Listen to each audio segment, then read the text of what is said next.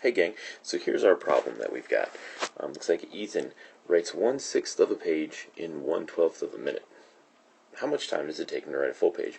Well, I'm not really sure because I can't make sense of these two fractions we've got on here, 1/6 and 1/12. Alright, so let's use what we call a unit rate, alright, to help us make a little bit more sense of this, because right now 1/6 and 1/12 don't really do too much to help us out. Well, what do we need to figure out? Well, how long or how much time does it take for him to write one full page, right? They say a full page. In math, let's think of numbers and think of that as being one full page. Currently, he's only written how much? Well, 1/6 of a page. Okay, that is this little bit right here. Alright, whatever is always at the end of these, this is useful to us. We have to set up what we call a complex fraction, alright? And it's complex because what two numbers do we have? Well, they're both fractions. In a complex fraction, we're going to end up with a fraction up here in our numerator and a fraction in our denominator. It's kind of scary and pretty ugly looking, but here's what we do. So I have to figure out, do I put 1/6, right? Should 1/6 go up here, or should it go down here? Same thing with 1/12. Well, where's that going to go? Good news, we only have to figure out where one of them goes, and the other one is just going to go in the other place. And we look to that back here, to the very last word in it, when it says how much time does it take him to write a full page. Okay, we want to put page in our denominator for our fraction that we're going to make here.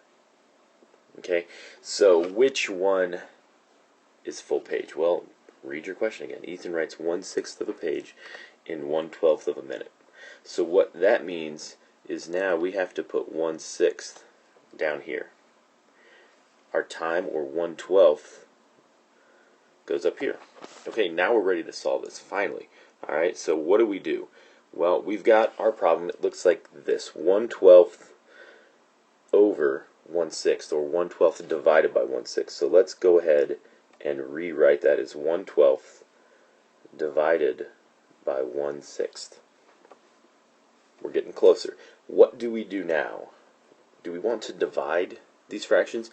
Not really. Not really. We all remember, alright, our fancy little slogan: never mind the reason why, just invert and multiply. Okay, what do we invert and what are we going to multiply? Well, we are going to invert this fella right here, 1/6. Invert, just a fancy word for flip it, meaning whatever is down here, going up here, whatever's up here is going to come down here. Alright, so let's rewrite this. Again, I'm not moving or doing anything with 1/12. When I flip this, now it turns into this. Never mind the reason why, just invert. We got that.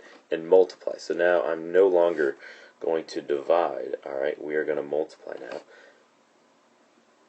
And we've got this 1/12 times 6 over 1, right? 6 over 1, just a fancy way to write 6 as a fraction. Don't be confused, gang.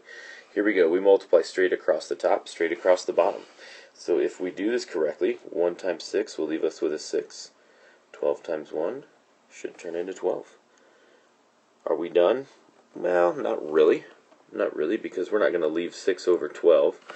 Alright, we would reduce that and say 1/2. Okay, 1/2 what, though? Let's go back up and look at our question again. So Ethan writes 1/6 of a page in 1/12 of a minute. How much time does it take him to write a full page? Well, we got a half. But what does that mean? We have to put a label on this so it makes sense. So what is our answer going to be? And well, how long or how much time does it take him? Well, it takes him 1/2 of what? That would be 1/2 of a minute. Okay, 1/2 minute. Or if you want to get real fancy, you could say 30 seconds. And there you go. That's how we calculate unit rates. Stay tuned for some more examples.